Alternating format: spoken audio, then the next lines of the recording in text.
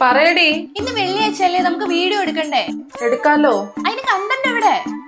എടി കണ്ടന്റ് അല്ലേ ഇത്. ഇപ്പൊ ഈ പൗഡർ പാർട്ടിക്കിൾസ് എയറിൽ ഡിസ്പേഴ്സ് ചെയ്തത് കണ്ടില്ലേ? ഇതുപോലെ നമ്മുടെ എൻവയോൺമെന്റൽ പൊല്യൂട്ടൻസ് ചിമ്മിനീസിൽ നിന്നോ അല്ലെങ്കിൽ സ്റ്റാക്കിൽ നിന്നോ ഒക്കെ ഡിസ്പേഴ്സ് ആകുന്നതിനെയാണ് നമ്മൾ പ്ലൂം എന്ന് പറയുന്നത്.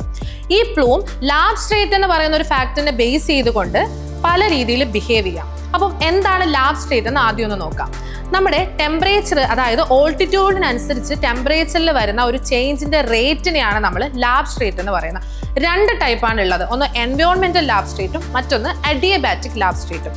ഓൾട്ടിറ്റ്യൂഡ് ഇൻക്രീസ് ആകുന്നതിനനുസരിച്ച് അറ്റ്മോസ്ഫിയറിക് ടെമ്പറേച്ചറിൽ വരുന്ന ചേഞ്ചിന്റെ റേറ്റിനെ നമ്മൾ എൻവയോൺമെന്റൽ ലാബ്സ്ട്രേറ്റ് എന്നും, ഇനി എയർ ബണ്ടിൽ അപ്വേർഡ് മൂവ് ചെയ്യുമ്പോൾ അതിന്റെ ടെമ്പറേച്ചറിൽ വരുന്ന ചേഞ്ചിന്റെ റേറ്റിനെ നമ്മൾ അഡിയബാറ്റിക് ലാബ്സ്ട്രേറ്റ് എന്നും പറയുന്നു. അപ്പൊ ഇപ്പൊ ലാബ്സ്ട്രേറ്റ് എന്താണെന്ന് എല്ലാവർക്കും ക്ലിയർ ആയല്ലോ. അതേപോലെ ELRഉം ALRഉം എന്താണെന്നും ക്ലിയർ ആയി. അപ്പോൾ ഇതിനെ ബേസ് ചെയ്തുകൊണ്ടാണ് ഈ പ്ലൂം ബിഹേവിയർ ചേഞ്ച് ചെയ്യുന്നത്. ഫസ്റ്റ് കണ്ടീഷൻ നമുക്കൊന്ന് നോക്കാം. First condition ELR greater than ALR ആകുന്ന കണ്ടീഷനാണ്. അതായത് നമ്മുടെ എൻവയോൺമെന്റൽ ലാബ്സ്ട്രേറ്റ് അഡിയബാറ്റിക് ലാബ്സ്ട്രേറ്റിനേക്കാളും കൂടുതലാകുന്ന കണ്ടീഷൻ. അപ്പോൾ എന്ത് പറ്റുമെന്ന് വെച്ചാൽ നമ്മുടെ എയർ പാർട്ടിക്കിൾസ് വളരെ ലൈറ്റർ ആകും. അപ്പോൾ അവർക്ക് മൂവ്മെന്റ് അപ്പും ഡൗണും മൂവ്മെന്റ് കണ്ടിന്യൂസ് ആയിട്ട് പോസിബിൾ ആകും.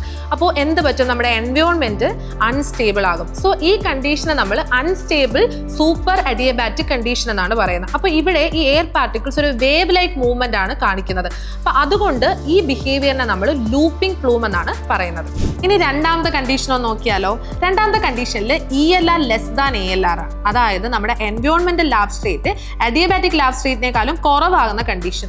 എന്ത് പറ്റുമെന്ന് വെച്ചാൽ നമ്മുടെ എയർ പാർട്ടിക്കിൾസ് കൂളർ ആകുന്ന ആ ഒരു റേറ്റ് എന്ന് പറയുന്നത് സറൗണ്ടിങ്ങിന് വെച്ച് നോക്കുമ്പോൾ ഹയർ ആയിരിക്കും, അല്ലെങ്കിൽ ഫാസ്റ്റർ ആയിരിക്കും. അപ്പോൾ എന്ത് പറ്റും? നമ്മുടെ എൻവയോൺമെന്റ് വളരെ സ്റ്റേബിൾ ആയിരിക്കും, അല്ലേ? അപ്പോൾ സ്റ്റേബിൾ ആകുന്ന സമയത്ത് നമ്മൾ ഈ ഒരു കണ്ടീഷനെ പറയുന്ന സ്റ്റേബിൾ സബ് അഡിയബാറ്റിക് കണ്ടീഷൻ എന്നാണ്. അപ്പോൾ ഇവിടെ വെർട്ടിക്കൽ മൂവ്മെന്റ് പോസിബിൾ അല്ല സ്റ്റേബിൾ ആയതുകൊണ്ട്. ഹൊറിസോണ്ടലി മാത്രമായിരിക്കും മൂവ്മെന്റ്. ഇനി ആ ഹൊറിസോണ്ടൽ മൂവ്മെന്റ് എങ്ങനെയായിരിക്കും? ഒരു കോൺ ഷേപ്പിലായിരിക്കും.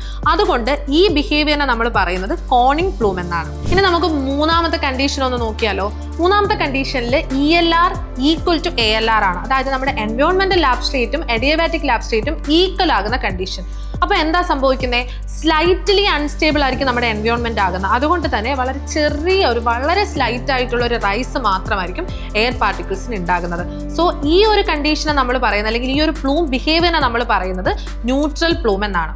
ഇനി നമുക്ക് നാലാമത്തെ കണ്ടീഷൻ ഒന്ന് നോക്കിയാലോ. നാലാമത്തെ കണ്ടീഷനാണ് ഇൻവേർഷൻ. ഇപ്പം നോർമലി നമ്മൾ ഓൾട്ടിറ്റ്യൂഡ് ഇൻക്രീസ് ആകുന്നതിനനുസരിച്ച് ടെമ്പറേച്ചർ ഡിക്രീസ് ആകാറാണ്. അത് മറിച്ച് ഓൾട്ടിറ്റ്യൂഡ് ഇൻക്രീസ് ആകുന്നതിനനുസരിച്ച് ടെമ്പറേച്ചറും ഇൻക്രീസ് ആയാൽ അതിനെയാണ് നമ്മൾ ഇൻവേർഷൻ എന്ന് പറയുന്ന ആ കണ്ടീഷൻ. അല്ലെങ്കിൽ അതിനെ നമ്മൾ നെഗറ്റീവ് ലാബ്സ്ട്രേറ്റ് എന്ന് പറയും. അപ്പോൾ ഇവിടെ നമ്മുടെ അറ്റ്മോസ്ഫിയർ എന്ന് പറയുന്നത് വളരെ സ്റ്റേബിൾ ആയിരിക്കും. അതുകൊണ്ട് തന്നെ വെർട്ടിക്കൽ മൂവ്മെന്റ് എന്ന് പറയുന്നത് റെസ്ട്രിക്റ്റഡ് ആയിരിക്കും. ഹൊറിസോണ്ടലി മാത്രം ഒരു തിൻ ലെയർ ആയിട്ടായിരിക്കും എയർ എന്ന് പറയുന്നത് ഡിസ്പേഴ്സ് ആകുന്നത്. നോർമലി നമ്മൾ ഫാൻ ഇല്ലേ, ഹാൻഡ് ഫാൻ ഒക്കെ കയ്യിലെടുത്ത് കഴിഞ്ഞാൽ അതിൻ്റെ ഒരു ഹൈറ്റ് കഴിഞ്ഞിട്ട് അതിൻ്റെ ലീഫ് ഒരു സ്ട്രെയിറ്റ് ലൈൻ പോലെ നമുക്ക് ഫീൽ ആകത്തില്ലേ, അതേപോലെ ആയിരിക്കും എയർ പാർട്ടിക്കിൾസ് ഡിസ്പേഴ്സ് ആകുന്നത്. സോ ഇതുകൊണ്ട് നമ്മൾ ഈ ഒരു പ്ലൂമിനെ നമ്മൾ പറയുന്നത് ഫാനിങ് പ്ലൂം എന്നാണ്. അപ്പോൾ ഇപ്പോൾ കോൺസെപ്റ്റ് ഒക്കെ എല്ലാവർക്കും ക്ലിയർ ആണല്ലോ. ഇനി നമുക്ക് Kerala PSC 73/2022 category number assistant engineer civil Kerala water authority എക്സാമിന് ചോദിച്ച 2 ക്വസ്റ്റ്യൻസ് നമുക്ക് നോക്കാം ഈ ടോപ്പിക്ക് റിലേറ്റ് ആയിട്ട്. അപ്പോൾ ഫസ്റ്റ് ക്വസ്റ്റ്യൻ ഞാൻ വായിക്കുവാണ്. Fanning the spreading of plume horizontally occurs when the substrate is option A negative, option B positive, option C neutral and option D adiabatic. നമ്മൾ ലാസ്റ്റ് പറഞ്ഞ ആ ഒരു ഏതാണ് നാലാമത്തെ കണ്ടീഷനാണ്. എന്താണ് പറയുന്നത്? ഫാനിങ് എന്ന് പറയുമ്പോഴത്തേക്ക് അവിടെ എന്താണ്? നെഗറ്റീവ് ലാബ്സ്ട്രേറ്റ് ആണ്. അപ്പോൾ എന്താണ് ആൻസർ? ഓപ്ഷൻ A നെഗറ്റീവ് ആണ് നമ്മുടെ ആൻസർ. ഇനി രണ്ടാമതൊരു ക്വസ്റ്റ്യൻ നമുക്ക് നോക്കാം.